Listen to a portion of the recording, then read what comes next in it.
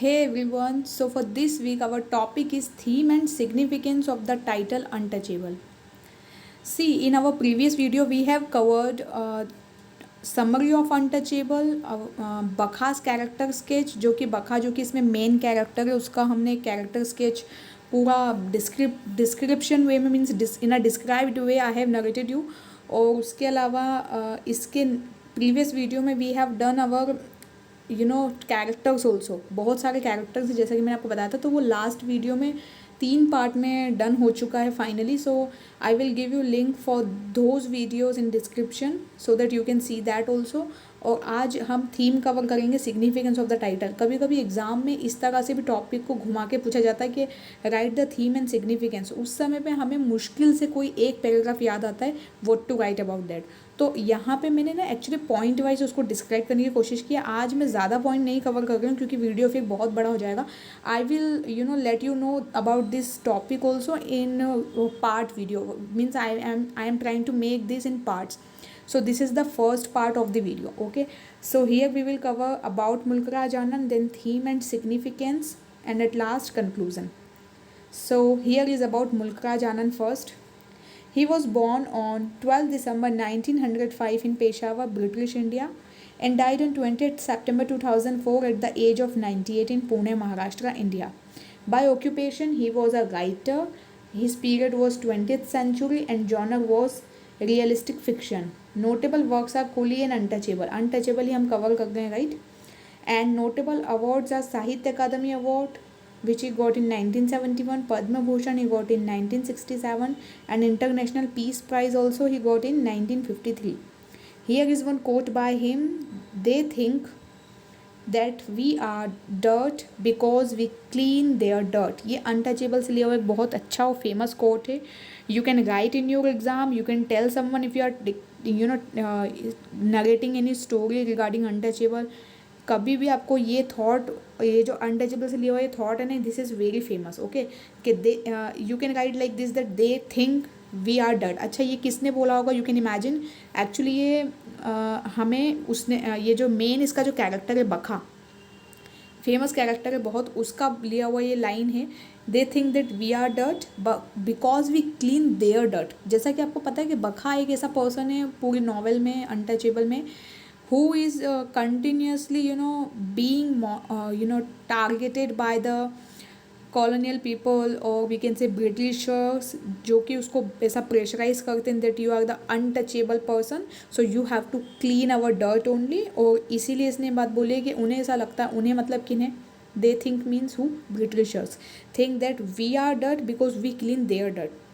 क्योंकि आपको पता ही है कि बखा जो था पूरे टाइम अपने उसमें नॉवल में उसका एक ही काम सबसे मेन बताया, which is to clean the toilets. और जो कि किसी को भी ऑब्वियसली अच्छा नहीं लगेगा, लेकिन he is the lowest in the caste hierarchy system, so this is why he has to done that work.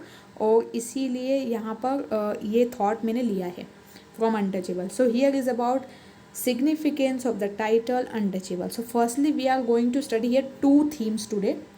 Significance of the assault on Sohini. Sohini was the sister, Sohini was the sister of Bakha. आपको पता ही होगा, मैंने last video में भी बताया था.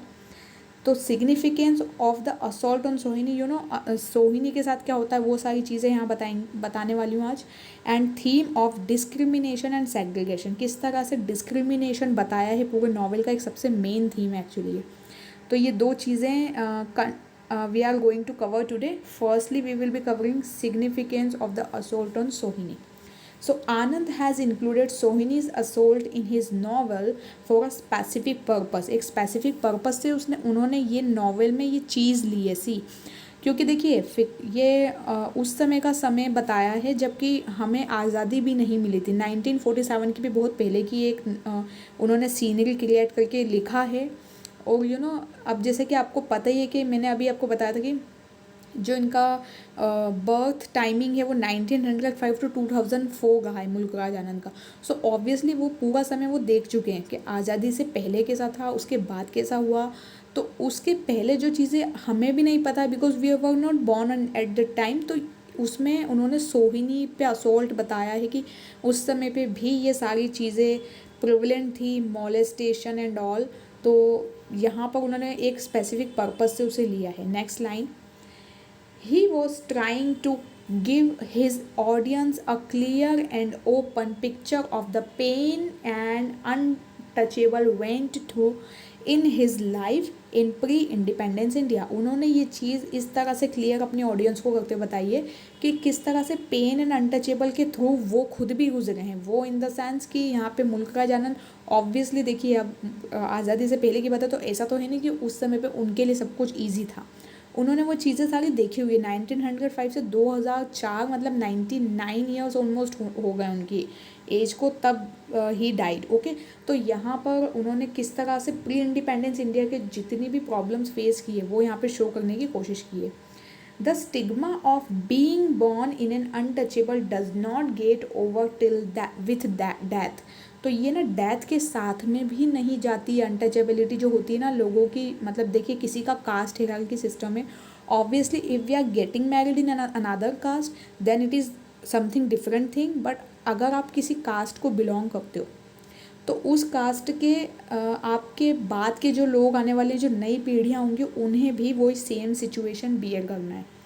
The varna और caste system in India is a kind of caste hierarchy that has Brahmins at the top. You know, हमारी जो कास्ट हिंदू सिस्टम के अकॉर्डिंग कास्ट हायरार्की है उसमें ब्राह्मण्स को तो टॉप पे रखा जाता है, एंड दलित्स और the untouchable at the bottom, सबसे लो लेवल।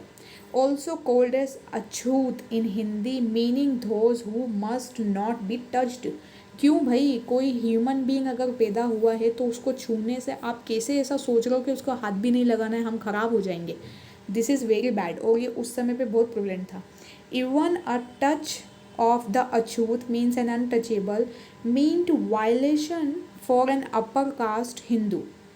तो ये ना एक तरह से वायलेशन माना जाता था उस समय कि एक बहुत बड़ा पाप सा जैसा हो गया हो। मुझे मतलब we can laugh on this thing now कि किस तरह की चीज़ें प्रिवलेंट थी उस समय। Caste Hindu and required abolition.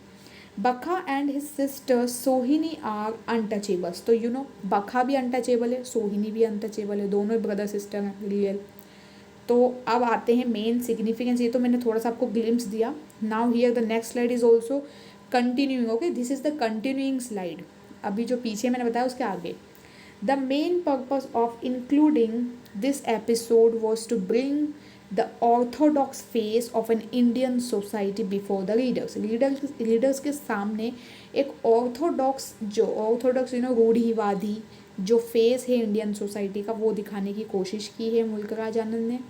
It was not that India they knew famous for its natural resources. जैसा कि आप लोग जानते हैं कि इंडिया, जो कि उस समय के लोग भी समझते थे, जितने भी नए लोग अभी पढ़ रहे होंगे इस वीडियो को देख रहे होंगे, इंडिया सिर्फ नेचुरल रिसोर्सेज एंड डाइवर्सिटी के लिए, विविधता के लिए ही नहीं जाना जाता है। It was the India where sati and untouchability were practiced and where being born in lower caste meant living an entire life under others' heels। देखिए, इस पूरी लाइन का मतलब ये है, It was the India where sati and untouchabilities were practiced। आपको पता है सती प्रैक्टिस क्या थी? Obviously you have read maybe in your classes in social science, maybe if you have read कि सती प्रथा में एक लेडी खुद अपने आप को जलती चिता में भस्म करेगी अपने हस्बैंड के साथ में। Why this is so mean.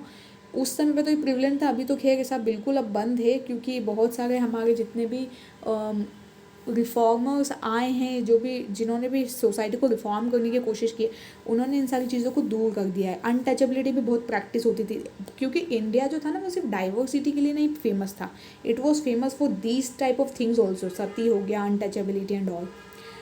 तो एक ऐसी जगह थी इंडिया उस समय where being born in lower caste mean living an entire life under others heels. अगर आप लोअर कास्ट में जन्म ले चुके हो तो ये मान के चलो कि आपको दूसरों की जूती के नीचे ही दब के रहना है जिंदगी भर। This is the meaning. Okay, heels, under the heels. Both the practices have been deemed illegal in modern India. जैसा कि आप जानते हैं कि अब तो बिल्कुल ही इलीगल है ये सारी दोनों ही practices. But the orthodoxy that breeds this practices, लेकिन वो जो ऑर्थोडॉक्सी जो रूढ़िवादिता है जिसकी वजह से ये ब्रीड हुआ है, जिसकी वजह से इन प्रैक्टिसेस का, इन इन रिवाजों का जन्म हुआ है, always raises its root in one or other form. लेकिन उन रूढ़िवादिता की वजह से ना आज भी कहीं ना कहीं कुछ चीज़ें ऐसी अभी भी प्रिवलेंट है। हमारी इंडियन सोसाइटी में बहुत सारी ऐसी चीज़ें जो अभी भी, क्योंकि क्या है कि लोगों को कुछ तो चाहिए, मतलब बोलने के लिए या किसी ना किसी को दबाव में रखने के लिए। पता नहीं क्यों ह्यूमैनिटी में ऐसा होता है कि कोई ना कोई अपने आप को हमेशा सुपीरियर समझेगा हमसे। तो वो दैट इज़ अनादर थिंग, वो थोड़ा सा उस तरह की चीज़ें हो जाएंगी। बट आई विल नॉट से this thing, but yes I would say this that जो प्रैक्टिसेस है ना उन पे थोड़ा सा ना अपना लॉजिक भी यूज़ करके चलना चाहिए। मे बी शायद इसी वजह से जो न्यू जनरेशन है वो बहुत आर्ग्यूमेंटेटिव होती है। दे आर्ग्यू कि वाई टू डू दिस। अच्छा, अगर ये नियम है अगर हमारे इंडियन सोसाइटी में, तो वाई टू फॉलो दिस, इसके पीछे का आप लॉजिक बताइए। अभी तो हम लॉजिक जानते हैं बहुत सारी चीज़ों के, अगर घर में तुलसी का पौधा रख रहे हैं तो that is the logic somewhere. और अगर कुछ भी हम ऐसा हल्दी का यूज़ कर रहे हैं तो क्या उसके पीछे लॉजिक है पूजा में। अब थोड़ा सा लॉजिक पे लोग ज़्यादा फोकस करते हैं, बट पहले ऐसा नहीं था। तो this was the period at the time we didn't get independence. So next slide, theme of discrimination and segregation. देखिए असॉल्ट सोहिनी का क्या था, तो उसका सिग्निफिकेंस मैंने आपको बताया। हुआ क्या था वो तो मैं आपको प्रीवियस वीडियो में बता ही चुकी हूँ। I will give you the link in the description so you can watch that, and by that you will be knowing कि क्या है एक्चुअली पूरी बात।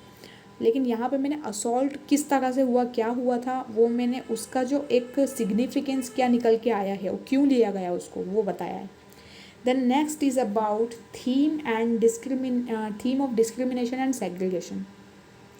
डिस्क्रिमिनेट करना, अलग कर देना बिल्कुल, ओके, दूसरों से अलग थलग देना बिल्कुल, वो वाली चीज़ है। Anand is touched with the pity at the deplorable plight of an untouchables. Mulkraj Anand जो है ना उनको इस बात पे बहुत ही दया आती है कि जो अनटचेबल्स की जो कंडीशन है ही कांट सी दैट। अभी आप लोग भी पढ़ रहे होंगे तो आपको भी ऐसा लगा होगा कि यार ये कैसी कैसी चीज़ें प्रिवलेंट थी उस समय पे, ओके। तो उनको भी वही लिखते वक्त कैसा लगा होगा, you can feel that. The untouchables are segregated and discriminated against the rest of the society. पूरी सोसाइटी से आपको बिल्कुल अलग कर दिया जाओ। सोचो, इमेजिन करो कि कोई आपसे बात नहीं कर रहा है सीधे मुँह, मतलब अभी हमारे साथ में ऐसा होता है कि कोई राह चलता है, हमें कुछ बोल दे तो हमें बहुत टाइम तक माइंड में रहता है वो क्या, how he said like that और how she has told me like this, है ना। लेकिन उस समय पे तो कोई भी आपसे, आपके अगर कोई कास्ट का है then it is different thing. लेकिन वैसे भी लोअर कास्ट में हर कोई तो होता नहीं था उस समय में, मैक्सिमम लोग अपर कास्ट के ब्राह्मण्स एंड ऑल होते थे।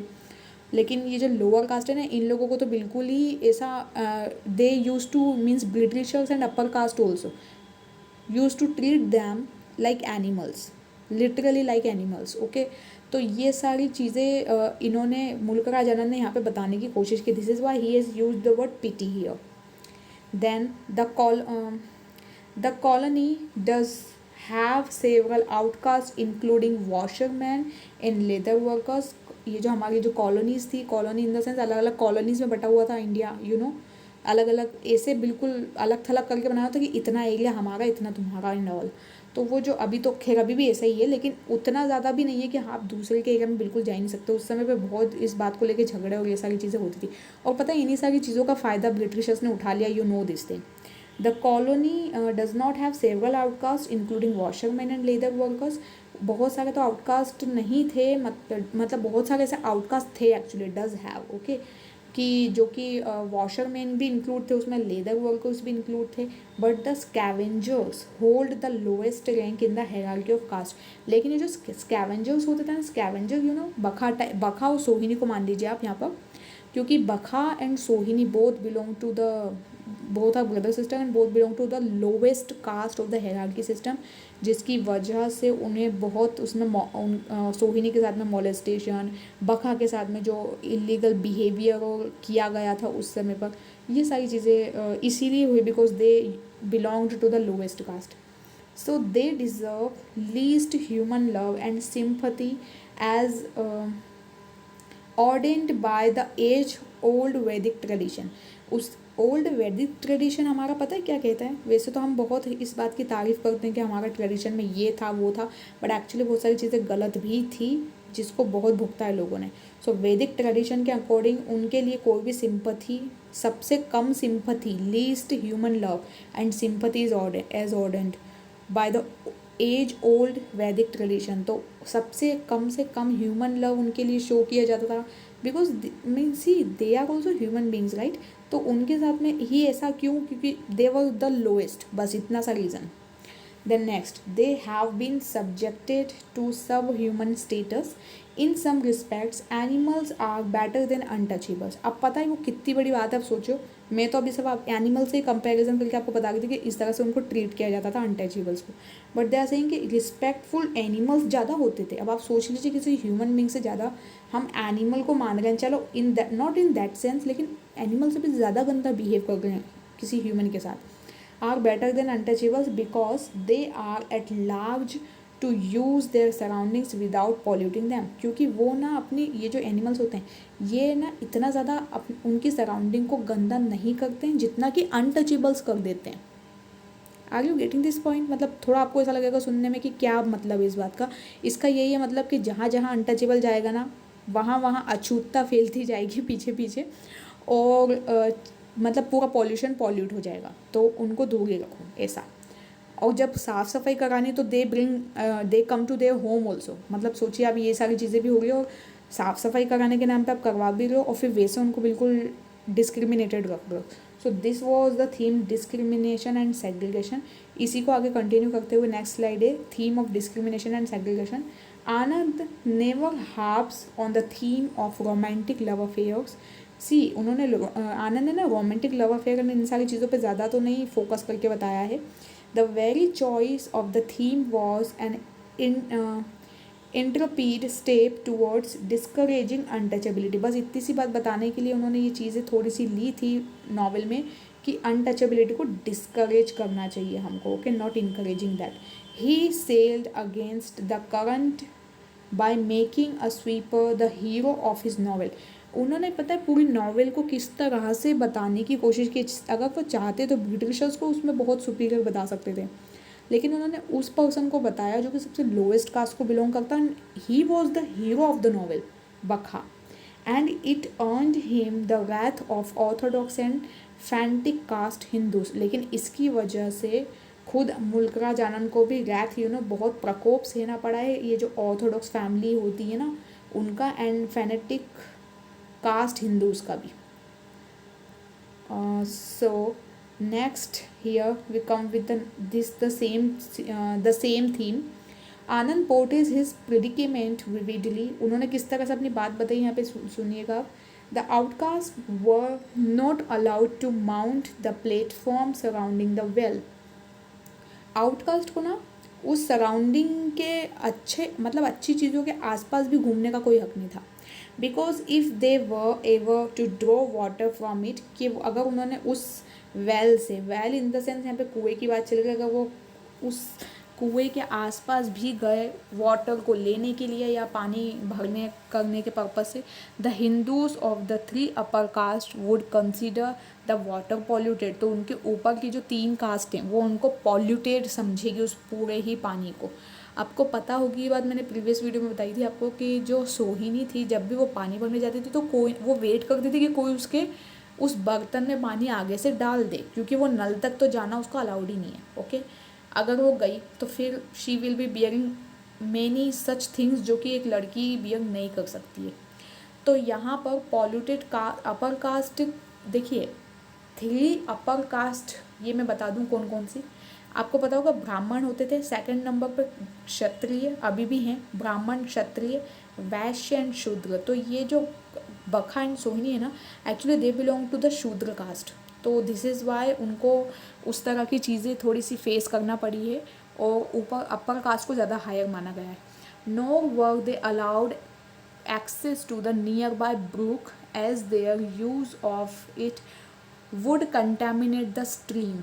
उनको कहीं पे भी जाने की जो कोई भी परमिशन नहीं थी, नहीं तो वो जो जगह होती थी ना वही पॉल्यूट हो जाएगी, ये इनका कहने का मतलब है। They had no well of their own, उनका खुद का भी कोई कुआं नहीं था कि वो उससे पानी भर लें या उस चीज़ से कुछ कर लें. They had to collect at the foot of the caste Hindus well, उनको ना उस कास्ट हिंदू के बिल्कुल पैरों में गिर के उस पानी भरने की परमिशन लेना, and depend on the bounty of some of their superior to pour water into their pitchers. तो खुद कोई आके उनके बर्तनों में अगर पानी डाल देगा तब तो आप पी लो, अदरवाइज आप प्यासे ही मरो. ये वाला सीन है. So hope this is understood to you. Video actually थोड़ा लार्ज हो गया, but I will try to make it from next time some less time. I will be covering this in less time. तो अब ना next video में part second में लूँगी, तो you can see that video also, and some of the links I will be giving you in description. Thank you for now and by two all.